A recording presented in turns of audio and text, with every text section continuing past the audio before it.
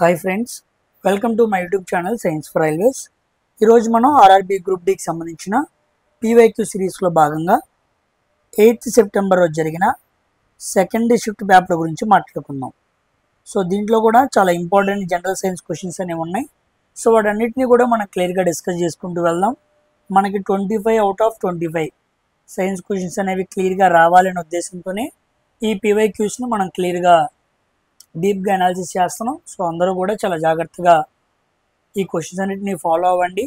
ఎక్కడ ఏ కాన్సెప్ట్స్ ఎక్కువ అడుగుతున్నాడో మీకు అవగాహన వచ్చిన తర్వాత ఆ కాన్సెప్ట్స్ మీద మీరు ఎక్కువ టైంని పెట్టి వాటి గురించి క్లియర్గా అర్థం చేసుకుంటూ ఉండండి.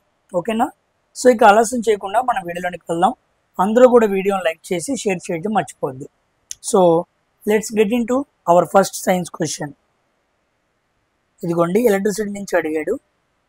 Consider two wires A and B of same thickness but lengths L 5L. Respectively, if the resistance of A and B are 1 ohm and 2.5 ohm. Respectively, the ratio of the resistivity of A, resistivity of B అన్నాడు. So R equal to rho L by A. ఇక్కడ R equal to rho L by A. ఇది R1, ఇది R2 అనుకున్నాం. ఇది రో 1, ఇది రో 2. ఓకేనా? ఇప్పుడు రోకి అనుగుణంగా రాద్దాం ఫార్ములా. రో 1 equal to R1 into A by L. రో 2 equal to R2 into A by L. ఇక్కడ ఏమన్నాడు? సేమ్ థిక్నెస్ అన్నాడు, అంటే ఏరియా క్యాన్సిల్ చేసేయండి. ఎల్ ఏమన్నాడు? ఇక్కడదేమో ఎల్, ఓకే 1L. ఇక్కడ ఏఎల్ 5L అన్నాడు, కాబట్టి 5L రాశాను. ఓకేనా? Next E1 equal to R1 అంటే ఎంత? 1 ohm, 1/1 ఇంటూ ఎల్. రో 2 ఈక్వల్ టు R2 అంటే ఎంత? 2.5, 2.5 5L. ఈ ఎల్ క్యాన్సిల్ చేసాయి. అప్పుడు రో 1 రో 2 రేషియో ఎలా ఉంటాయి? ఈ 5 ఇక్కడికి వెళ్ళింది అనుకో, 5:2.5, 50 25, 25 2 25 1. సో రో 1 బై రో 2 రేషియో ఈజ్ 2:1. 2/1 అంటే ఎంత? 2A కదా. So resistivity of A, resistivity of B 2:1 వచ్చింది అనమాట. 2/1. సింపుల్ క్వశ్చన్, రేషియో మెథడ్లో మనం సాల్వ్ చేయొచ్చు. మనకి ఫార్ములా మీద ఐడియా ఉండాలి. ఓకేనా? Coming to next question.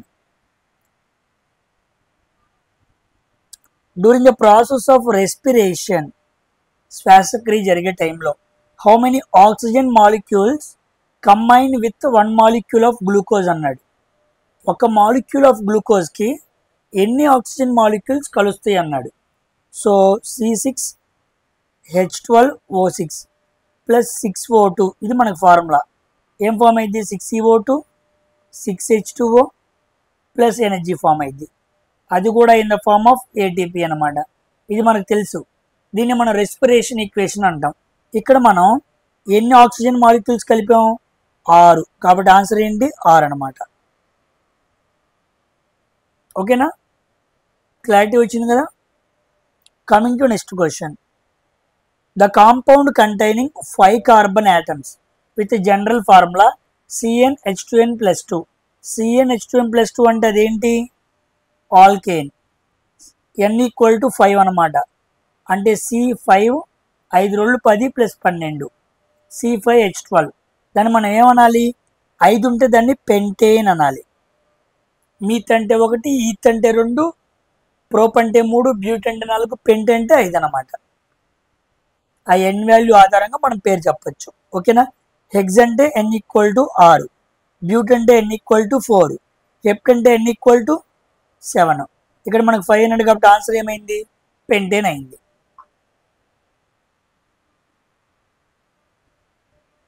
You have two solutions A and B. The pH of solution is 6, A solution. The pH of B solution is 9. Based on the information, select the correct answer. Acid and bases నుంచి అడిగిన question అనమాట. So pH value A 6 ఉంది అంటే అదేమవ్వాలి? Acidic కావాలి. B pH value 9 ఉంది అంటే అది basic కావాలి. 7 కన్నా తక్కువ ఉంటే ఎసిడిక్, 7 కన్నా ఎక్కువ ఉంటే బేసిక్ అనమాట. So second option is the right answer. It's a simple question. ఓకేనా? Coming to next question.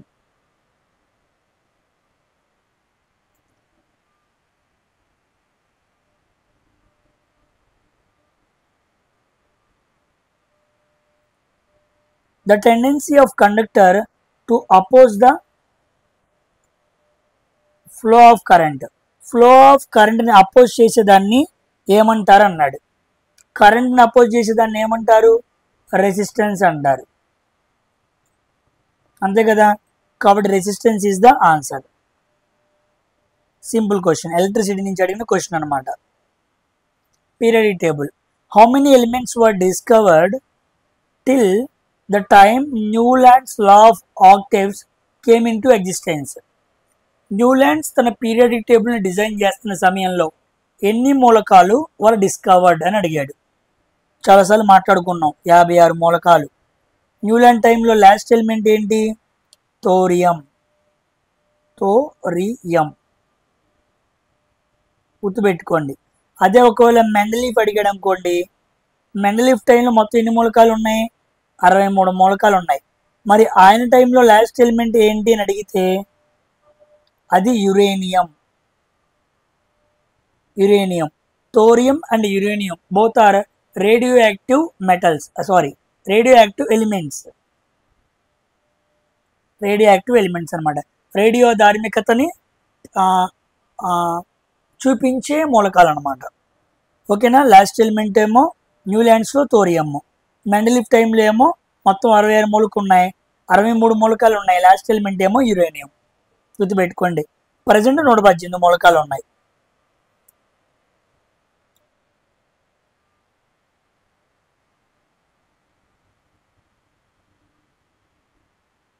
Next, the succeeding members of alkane homologous series differ by the dash formula అన్నాడు. ఒక కాంపౌండ్కి ఇంకొక కాంపౌండ్కి మధ్య డిఫరెన్స్ ఎంత ఉండిద్ది? CH2 ఉండిద్ది. అలా ఉంటుందని మనం ఏమంటాం? హోమోలాగస్ సిరీస్ అంటాం. మనం చాలాసార్లు మాట్లాడుకున్నాం. It's a repeated question. Coming to next one.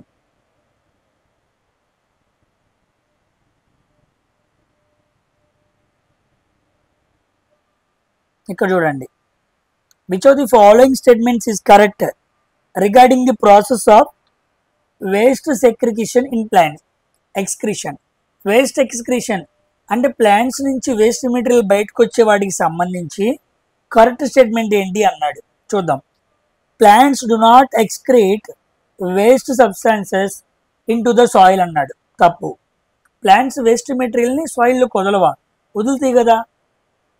In plants excess water is removed by translocation. తప్పు. ట్రాన్స్లోకేషన్ అనకూడదు, ట్రాన్స్పిరేషన్ అనాలి. బాష్పోత్సేకం ద్వారా ఎక్స్ట్రా వాటర్ బయటకు వెళ్ళిపోయింది. Next, carbon dioxide is the waste product in photosynthesis అన్నాడు. తప్పు. అసలు కార్బన్ డైఆక్సైడే కిరణజన సంయుక్రియకి కావాల్సిన మూలకం. దాని వేస్ట్ నువ్వు ఎలా అంటావు? ఇక ఆటోమేటికలీ కరెక్ట్ ఏంటి? 4th one. In some plants waste products are stored as resins. Resins గాను అదేవిధంగా గమ్స్ గాను వేస్ట్ మెటీరియల్ అనేది ఓల్డ్ జైలం అనే టిష్యూలో స్టోర్ అయింది అనమాట. కాబట్టి 4th ఆప్షన్ వాజ్ రైట్. ఈ 3 కూడా తప్పు అనమాట. ఓకేనా. Coming to next question. Which of the following is a complex mixture of hydrocarbons that occur in earth liquid, gaseous and solid form? Complex hydrocarbons రూపంలో, లిక్విడ్, గ్యాసియస్, సాలిడ్ రూపాల్లో భూమిలో దొరికే fuel ఏంటి? కాంప్లెక్స్ హైడ్రోకార్బన్ ఏంటి? దాన్ని ఒకవేళ మనం refine చేస్తే ఫ్యూయల్గా వచ్చింది అనమాట. అంటే ఏదో కెమికల్ అయితే ఏదో కాంపౌండ్ కాంప్లెక్స్ హైడ్రోకార్బన్, అది సాలిడ్స్, లిక్విడ్, గ్యాసెస్ రూపంలో ఉండిద్ది. రిఫైన్ చేస్తే ఫ్యూయల్గా మారిద్ది. అంటే మనం దాన్ని ఇంధనంగా వాడుకోవచ్చు. ఏంటది అన్నాడు. ఇంకేముంది? పెట్రోలియం. ఓకేనా. పెట్రోలియం అనేది కాంప్లెక్స్ హైడ్రోకార్బన్ అన్నమాట. దీన్ని మనం ఫ్రాక్షనల్ డిస్టిలేషన్ అంటారు. ఫ్రాక్షనల్ డిస్టిలేషన్, పాక్షిక స్వేదనం. అంటే ఒక్కొక్క టెంపరేచర్ దగ్గర దీన్ని వేడి చేస్తూ ఉన్నప్పుడు ఒక్కో టెంపరేచర్ దగ్గర పెట్రోలియం అన్నా క్రూడ్ ఆయిల్ అన్నా ఒకటే అనమాట. ఇక్కడ నుంచి మనకి డీజిల్ ఒక టెంపరేచర్ దగ్గర వస్తుంది, పెట్రోల్ ఒక టెంపరేచర్ దగ్గర వస్తుంది, కిరోసిన్ ఒక టెంపరేచర్ దగ్గర వస్తుంది. పెట్రోల్ వేరు, పెట్రోలియం వేరు. పెట్రోలియం ఆర్ క్రూడ్ ఆయిల్ రెండు ఒకటే అనమాట, గుర్తుపెట్టుకోండి. ఓకేనా, వెరీ వెరీ ఇంపార్టెంట్. ఇది ఎక్కువగా ఏ శిలలో దొరుకుతూ ఉండిద్ది అంటే అవక్షేప శిలలు. జామెట్రీలో చదువుకుంటాం, వాటిని సెడిమెంటరీ రాక్స్ అంటారు. Sedimentary rocks, those are very important. జాగ్రఫీలో రాక్స్ అనే టాపిక్ ఉండిద్ది. ఇగ్నీషియస్, సెడిమెంటరీ, మెటమార్ఫిక్ అని చదువుకుంటూ ఉంటాం. వాటిలో ఎగ్జాంపుల్స్ ఏంటి, సీలు, షిఫ్ట్, ఇదంతా జాగ్రఫీ చదువుకున్న వాళ్ళకి ఒక ఐడియా ఉండిద్ది. ఓకేనా. Two identical resistors are connected in parallel. Identical అంటే సేమ్ అనమాట, అంటే ఇది ఆర్ఏ, ఇది ఆర్ఏ. దీని గుండా ఐ అనే కరెంట్ వెళ్తుంది. బ్యాటరీ వోల్టేజ్ 6 volts, ఇది ప్లస్, ఇది మైనస్. టోటల్ పవర్ ఇచ్చాడు, power equal to 12 watts, voltage equal to 6 volts. మనం కరెంట్ కనుక్కుందాం, power equal to V into I. So P by V equal to I. Power అంటే 12 by వి అంటే 6, 6 ఒకట్లు 6 రెండు, I equal to 2 amps. So the current in each resistor అన్నాడు. హడావుల్లో 2 అని పెట్టారనుకోండి, you will be wrong, నువ్వు తప్పు అయిపోతావు. వాడు టోటల్ కరెంట్ అడగల, ఈచ్ రెసిస్టెన్స్లో కరెంట్ అడిగాడు. ఇక్కడ కరెంట్ అంతా 2 amps, కానీ కరెంట్ ఏమైంది ప్యారలల్ సర్క్యూట్లో డివైడ్ అయింది. అంటే ఇక్కడ I1 ఇక్కడ I2గా డివైడ్ అయింది. అంటే ఇక్కడ 1 amp, ఇక్కడ 1 amp, రెండు కలిపితేనే కదా 2 amps. కాబట్టి దీంట్లో 1 amp, దీంట్లో 1 amp వెళ్ళింది. So answer is 1 amp, not 2 amps. ఓకేనా, క్లారిటీ వచ్చింది అనుకుంటున్నాను. Good question. Which of the following are biodegradable substances? Environment based question అనమాట. బయోడిగ్రేడబుల్ అంటే భూమిలో త్వరగా కలిసిపోయి వాతావరణానికి ఎటువంటి ప్రమాదం చేయని పదార్థం అనమాట. So plastics, they are non biodegradable. Chemicals are non biodegradable. Industrial wastes are non biodegradable. కానీ పేపర్ మాత్రం biodegradable. Paper and cotton, they are easily decompose into earth అనమాట. So first option is the right answer. Coming to next one.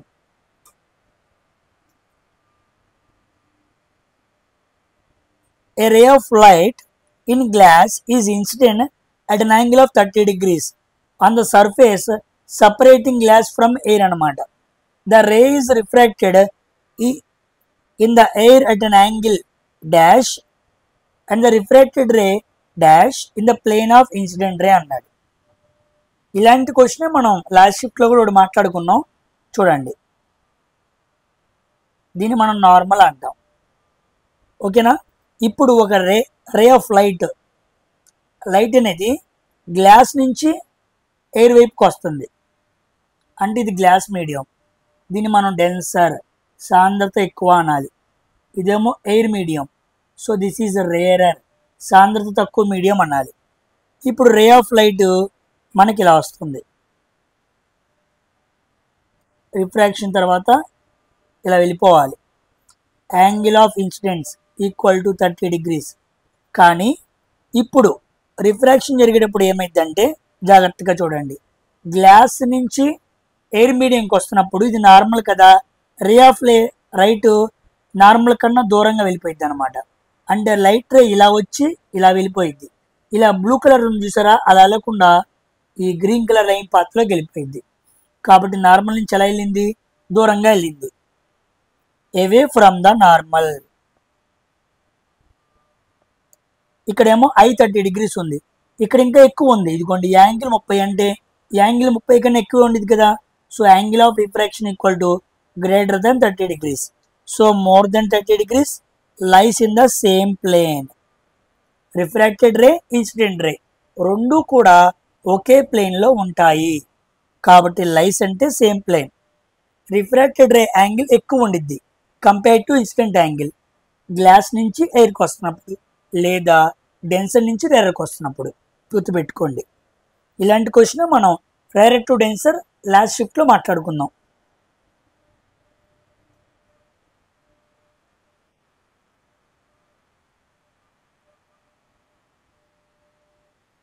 Coming to next question. A beam of parallel ray close to principal axis incident on convex lens at which point will they converge అన్నాడు. ఒక convex lens గుండా light ray వెళ్తుంది. ఇది O, ఇది F, ఇది 2F అన్నాం. ఇది F2, ఇది 2F2. ఓకే, దీన్ని మనం C అనుకోవచ్చు, దీన్ని C అనుకోవచ్చు. దీన్ని ప్రిన్సిపల్ యాక్సిస్ అంటారు. ఇప్పుడు రే ఆఫ్ లైట్ ఎలా వెళ్తుందంట, ప్యారలల్గా వెళ్తుంది అనమాట. ఎప్పుడైతే రే ఆఫ్ లైట్ ప్యారలల్గా వెళ్తుందో లెన్స్కి ముందు, లెన్స్ దాటిన తర్వాత అది ఎలా వెళ్ళిద్ది, ఫోకస్ గుండా వెళ్ళిద్ది. It goes through the focus, కాబట్టి ఎట్ F. ఓకేనా. సో ప్యారలల్గా వెళ్తే కాన్వెక్స్ లెన్స్లో లెన్స్ దాటిన తర్వాత ఫోకస్ గుండా వెళ్ళిద్ది. అలాగని 2F పెట్టకూడదు, EF అనమాట. 2F అంటే సెంటర్ ఆఫ్ కర్వేచర్కి సంబంధించి, కానీ ఇక్కడ వెళ్ళేది ఫోకస్ గుండా. కాబట్టి 4th option is the right answer. అంత కాన్సెప్చువల్ బేస్డ్ అనమాట. Next, an object is placed on a principal axis of convex lens, focal length 16 centimeters. Okay, distance of 8 centimeters. Okay, image formula అన్నాడు. 1/f = 1/v - 1/u. ఇది lens formula. Convex కాబట్టి F positive. 1/16 = 1/v minus of u, ఎప్పుడు minus తీసుకోవాలి, -1/8. ఇది కూడా ఏమైపోయింది, plus అయిపోయింది. +1/8 ఇటు వస్తే మైనస్ అయింది. 1/16 - 1/8 = 1/v. ఎల్సిఎం 16. 16 1 16, 8 2 16, -1/16 = 1/v. మనల్ని ఏమడిగాడు, image formed. -16 is the answer. Simple question. Formula, concept, sign convention తెలిస్తే చాలు, తప్పు పోకుండా ప్రతి ప్రాబ్లం చక్కగా చేయొచ్చు. Coming to next question.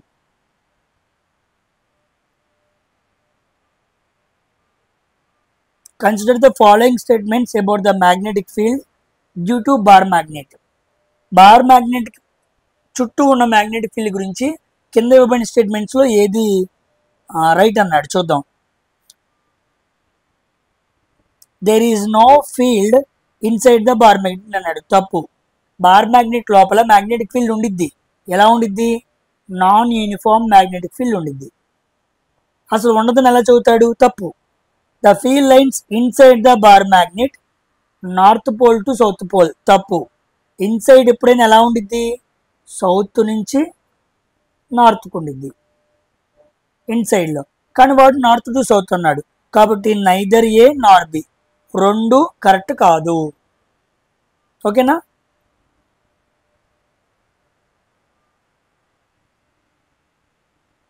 Which of the following is an example of neutralization reaction? తటస్థీకరణ రియాక్షన్కి ఎగ్జాంపుల్ అనమాట. FeSO4 ఇది డబుల్ డిస్ప్లేస్మెంట్, ఇది సింగిల్ డిస్ప్లేస్మెంట్, ఇది కాదు. చూడండి, sodium hydroxide it is a base, HCl it is acid, salt వచ్చింది, water వచ్చింది. ఇలా వస్తే దాన్ని ఏమనాలి, న్యూట్రలైజేషన్ రియాక్షన్ అనాలి. కాబట్టి second option is the right answer. ఓకేనా. Coming to next question.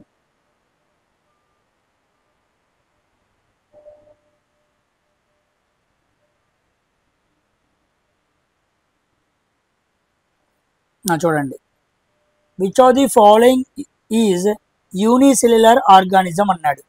ఏకకణ జీవులు ఏంటి అన్నాడు. కస్కుట అంటే ఏంటి అర్థం, అదొక పారాసిటిక్ ప్లాంట్. నేను మీకు ఆల్రెడీ చెప్పాను, చాలా చాలా ఇంపార్టెంట్ అని. కస్కుట, విస్కన్, లొరందస్, వరబంకి, rafflesia, dodder plant, these are all parasitic plants. అంటే వేరే వాటి బతుకున్న వేరే వాటి మీద ఆధారపడి బతికేవన్నమాట. సో ఇది కాదు. నెక్స్ట్ లైస్ అంటే ఏంటి, పేను, తల్ల ఉండే పేను, ఇది కూడా కాదు. Bread mould is a fungi, ఇది మల్టీ సెల్యులర్ అనమాట. Multi cellular. బ్రెడ్ మౌల్డ్ కాకుండా ఫంగైల్ ఇంకోటి ఉంది, ఈస్ట్ అని చెప్పి, ఇది కూడా ఫంగై అనమాట. కానీ అది యూనిసెల్యులర్, గుర్తుపెట్టుకోండి. కానీ ఇప్పుడు మనకి బ్రెడ్ మౌల్డ్ అన్నాడు కాబట్టి అది మల్టీ సెల్యులర్, ఏకకణ జీవి కాదు.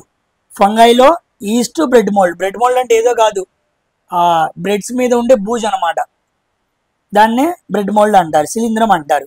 సో బ్రెడ్ మోల్డ్ అనేది ఏమో మల్టీ సెల్యులార్, ఈస్ట్ అనేది ఏమో యూనిసెల్యులార్. ఇవి రెండు కూడా ఫంగై అనమాట. కానీ మనకి యూనిసెల్యులార్ ఆర్గానిజం అడిగాడు. ఇక మిగిలిపోయింది ఏంటి? Paramecium. So answer is paramecium. So amoeba, paramecium,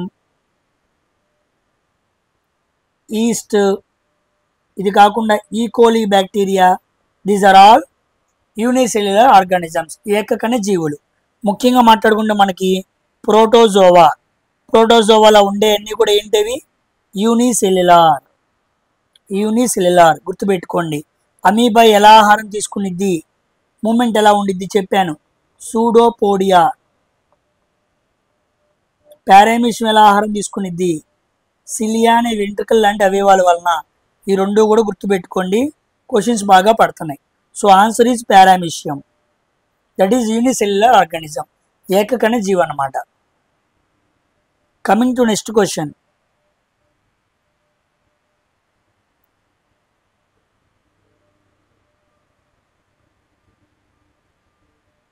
which of the following is the female reproductive part of a flower? ఫ్లవర్కి సంబంధించి ఫీమేల్ రీప్రొడక్టివ్ పార్ట్ ఏంటి అన్నాడు. సెపల్ కాదు, పిస్టిల్. పిస్టిల్ లేదా కార్పెల్ అని మనం పిలవచ్చు అనమాట. ఓకేనా. స్టెమన్ అనేది మేల్ రీప్రొడక్టివ్ పార్ట్. పెటల్ అంటే, సెపల్స్ అంటే ఏమో గ్రీన్ లీవ్స్ అనమాట, పెటల్స్ అంటే ఏమో కలర్డ్ లీవ్స్. కలర్గా ఉన్న ఆకుల్ని ఏమో పెటల్స్ అంటారు, గ్రీన్ కలర్లో ఉండే వాటిని సెపల్స్ అంటారు. సో పిస్టిల్ లేదా carpal. So second option is the right answer, female reproductive part. Lymph transports digested and absorbed intestinal అన్నాడు. చూడండి, లింఫాటిక్ సిస్టమ్ గురించి నేను చాలాసార్లు చెప్పాను కూడా మీకు. శోషరస గ్రంథులు అంటారు. మన బాడీలో ఫ్యాట్స్ అనేవి ఉన్నాయి. ఈ ఫ్యాట్స్ ఫ్యాటీ యాసిడ్స్గా మారుతాయి. ఓకేనా. ఫ్యాటీ యాసిడ్స్ కాస్త లార్జ్ లిపోప్రోటీన్ మాలిక్యూల్స్గా మారుతాయి. అలా మారిన తర్వాత అవి మన బాడీలోని బ్లడ్ స్ట్రీమ్లోకి ట్రాన్స్పోర్ట్ అవ్వాలి. కాబట్టి ఫ్యాట్స్ ఎంతవరకు డైజెషన్ అవ్వాలో అంత డైజెషన్ అయిన తర్వాత లివర్తో సంబంధం లేకుండా, యాక్చువల్గా ఫ్యాట్స్ అంటే లివర్ని అడిగి తీసుకెళ్లాలన్నమాట. కాస్త లివర్ పనులు లివర్ బిజీగా ఉంటుంది. కాబట్టి ఈ శోషరస గ్రంథులు, లింఫాటిక్ జ్యూస్ అనేది బ్లడ్ స్ట్రీమ్లోకి డైజెస్టెడ్ ఫ్యాట్స్ని తీసుకెళ్తూ ఉండిద్ది అనమాట. ఓకేనా. So digested and absorbed intestinal fats will be transported by lymphatic nodes. శోషరస గ్రంథుల ద్వారా అవి ట్రాన్స్పోర్ట్ అవుతూ ఉంటాయి అన్నమాట. ముఖ్యంగా ఫ్యాట్స్ అని గుర్తుపెట్టుకోండి, very very important. Coming to next question. ఓహో, క్వశ్చన్ చూడండి ఎంత పెద్దగా అడిగాడు. ఓకే, జాగ్రత్తగా సాల్వ్ చేద్దాం. When piece of a limestone reacts with HCl, అన్ని కెమికల్ ఈక్వేషన్సే. కెమికల్ ఈక్వేషన్స్ మీద మంచి గ్రిప్ ఉంటేనే పెట్టగలం. Limestone reacts with HCl అన్నాడు. లైమ్ స్టోన్ అంటే CaCO3. అది దేంతో జరిపింది? HClతో జరిపింది. అప్పుడు మనకి ఏం ఫామ్ అయింది?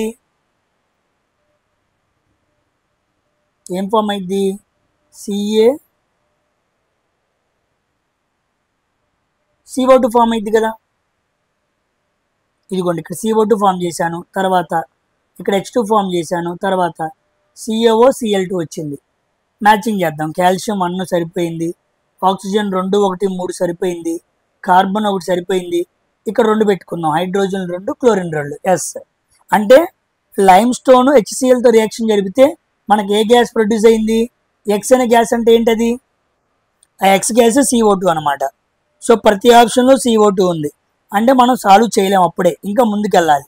Next, when X gas is passed through a lime water అన్నాడు. అప్పుడు వైట్ ప్రెసిపిటేట్ ఫామ్ అయింది అనమాట. ఓకే, ఎక్స్ గ్యాస్ అంటే CO2, లైమ్ వాటర్ అంటే తడి సున్నం, దీని గుండా పంపించాం. అప్పుడు మనకి ఫామ్ అయ్యే వైట్ ప్రెసిపిటేట్ ఏంటి? CaCO3, calcium carbonate. దీన్నే వై ప్రెసిపిటేట్ అన్నాడు. ఓకే, దాంతోపాటు మనకి ఏం ఫామ్ అయింది, CaCO3 ఫామ్ అయింది. అక్కడ వరకు తీసుకుందాం. నెక్స్ట్ వాటర్ ఉండిద్ది అనమాట. అంటే రెండో దాంట్లో మనకి ఏమవ్వాలి, వై కాంపౌండ్ అంటే CaCO3 అవ్వాలి. సో CaCO3 ఉంది, CaCO3 ఉంది, ఇది ఉంది. సో ఇది కాదు ఆన్సర్. ఈ మూడు రావడానికి ఆన్సర్ ఉంది. X అంటే CO2, Y అంటే CaCO3. ఇప్పుడు మళ్ళీ చదువుదాం. On passing excess of gas X, the white precipitate dissolves forming soluble compound Z అన్నాడు. ఓకే, ఈ కాంపౌండ్ కలర్ మారుస్తాను మీకు క్లియర్గా అర్థం అవడానికి. CaCO3 H2 ఇలా వచ్చిన కాంపౌండ్కి ఎక్సెస్ CO2 మళ్ళా కలిపాడంట. ఇదిగోండి ఎక్సెస్ గ్యాస్ ఆఫ్ X, ఇంకా ఎక్కువ CO2 కలిపాడు అనుకోండి, అప్పుడు ఏం ఫామ్ అయింది, CaHCO3 ట్వైస్ ఫామ్ అయింది. దీన్నే మనం ఏమంటామంటే కాల్షియం బైకార్బోనేట్ లేదా కాల్షియం హైడ్రోజన్ కార్బోనేట్ అంటారు. ఓకేనా. సో జెడ్ కాంపౌండ్ ఏంటి ఆన్సరు, CaHCO3 ట్వైస్ అనమాట. కాబట్టి X అంటే ఏమో CO2, Y అంటే ఏమో CaCO3, Z అంటే ఏమో CaHCO3 ట్వైస్ అనమాట. కాబట్టి third option is the right answer for this question. Chemical equations మీద మంచి గ్రిప్ ఉండి సబ్జెక్ట్ని అర్థం చేసుకొని ఆ ప్రజెన్స్ ఆఫ్ మైండ్లో ఎగ్జామ్లో పెట్టగలిగే వాళ్ళు చాలా కొంతమందే ఉంటారు. అలా మనం పెట్టగలిగేలాగా రెడీ అవ్వాలి. మంచి క్వశ్చన్ ఇది. సాల్యుబుల్ అనమాట. సాల్యుబుల్, ఇదిగోండి అన్నాడు చూడండి, సాల్యుబుల్ కాంపౌండ్ అంటే ఇది వాటర్లో బాగా కలిసిపోయిద్ది. ఓకేనా. ఇది ఎక్కువగా మన వాటర్లో కలిస్తే దాన్ని మనం ఏమంటాం, హాట్నెస్ ఆఫ్ ది వాటర్, నీటి కాఠిన్యత పెరిగింది అంటాం. ఈ CaCO3 ఉందే ఇది ఇన్సాల్యుబుల్ అనమాట. ఇది వాటర్లో కరగదు. కాబట్టి దీన్ని మనం ఫిల్టర్ చేసామనుకో ఈజీగా CaCO3ని తీసేయచ్చు. CaCO3ని తీసినంత ఈజీగా HCO3 ట్వైస్ని తీయలేం. Because is is soluble. ఒక సాల్యుబుల్ కరిగిపోయిన కాంపౌండ్ని తీయడం కష్టం, కరగకుండా మిగిలిపోయిన దాన్ని తీయడం ఈజీ. ఒక వాటర్లో సాల్ట్ పోసి మనం తీయగలమా, కరిగిపోయిద్ది. ఇసుక పోసి తీయగలమా, తీయగలం, కరగదు. కాబట్టి మంచి క్వశ్చన్. ఈ లెవెల్ క్వశ్చన్ని నేను ఇంతవరకు ఎక్స్ప్లెయిన్ చేయలేదు, చాలా బాగుంది.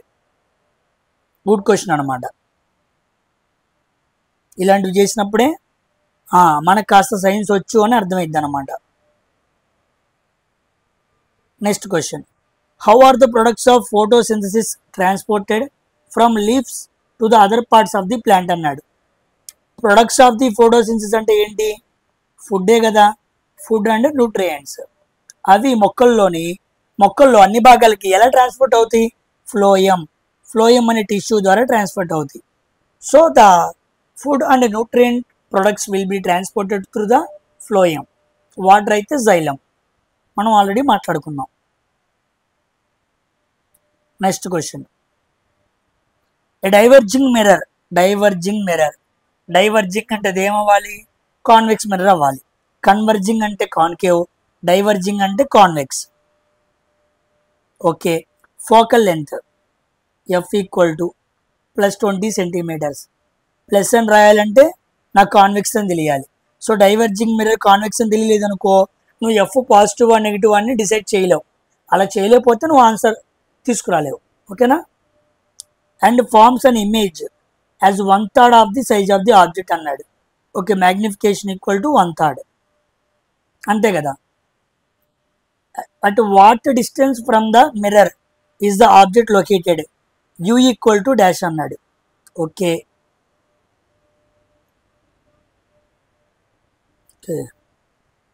డేటా కరెక్టేనా క్వశ్చన్.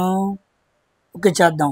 సో M అంటే ఏంటి మనకి, మిర్రర్ అన్నాడా, లెన్స్ అన్నాడా, మిర్రర్ అన్నాడు. M = -V/U = 1/3.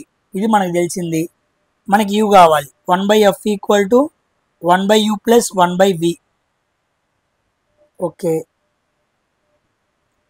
1/20 మనకు కావాల్సింది U. ఇక మనకు కావాల్సింది V. ఇక్కడ V రాసుకుందాం. So minus v equal to u/3 అంతే కదా. So v equal to minus u/3 అప్పుడు 1/u ఈక్వల్ టు 3/-u అంటే 1/v ప్లేస్లో ఏం పెట్టచ్చు, -3/u పెట్టచ్చు. సో మైనస్ పెన్ మారుస్తాను, మీకు అర్థమైంది.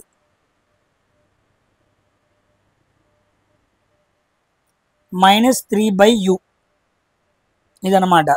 So plus 1/20 equal to LCM అంతా u, ఇది ఒకసారి, ఇది 3 సార్లు. So 1/20 equal to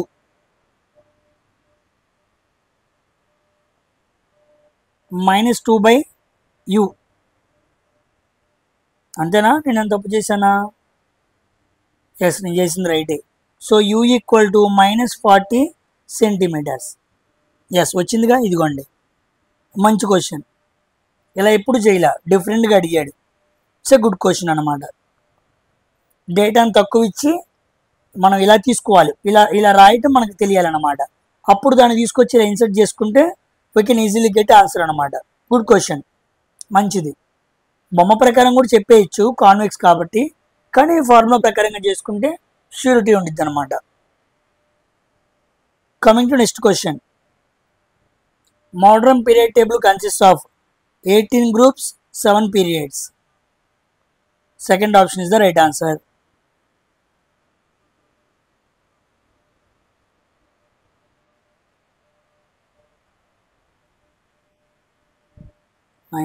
Yes, 99. A DC generator is based on the principle of అన్నాడు.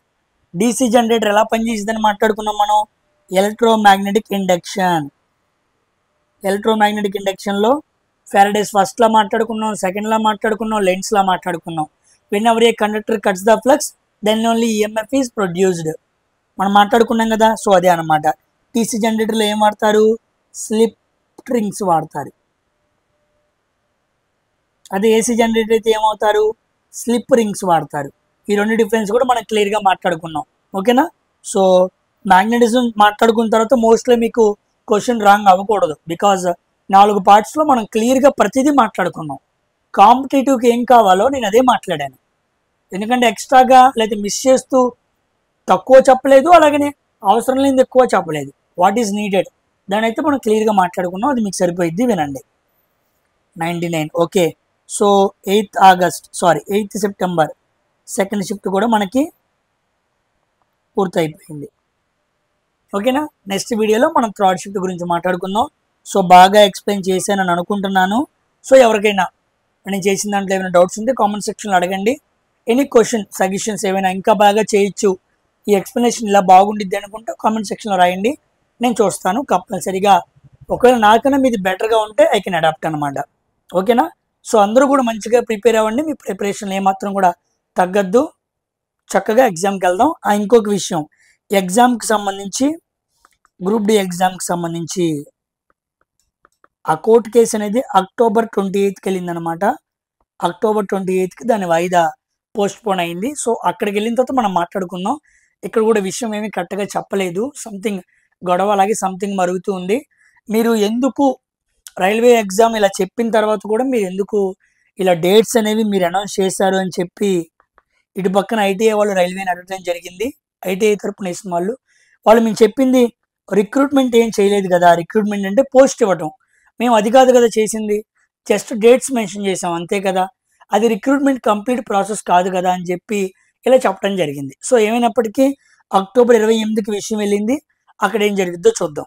సో జరిగేది ఏదో జరగని, ఎలాగైతే ఎగ్జామ్ రాయాలి కాబట్టి మీరైతే గట్టిగా ప్రిపేర్ అవ్వండి. ఇది అప్డేట్ అనమాట. ఇంకేమైనా అప్డేట్ ఉంటే మన టెలిగ్రామ్ ఛానల్లో నేను ఆ అప్డేట్ పెడతాను. ఎవరైనా జాయిన్ అవ్వని వాళ్ళు ఉంటే కంపల్సరీగా మీరు వెళ్ళిపోయి జాయిన్ అవ్వండి, ఓకేనా. అక్కడ మనకి పీడిఎఫ్స్ కానీ బయట ఉండే మెటీరియల్స్ కానీ మనం వచ్చే డైలీ లింక్స్ కానీ అన్నీ కూడా అక్కడ సెండ్ చేస్తూ ఉంటాను. అక్కడ మీకు క్లియర్గా మన ఛానల్ని ఫాలో అవుతూ ఉండొచ్చు. సో నెక్స్ట్ వీడియోలో కలుద్దాం. Until then thank you very much for watching science for always. Bye.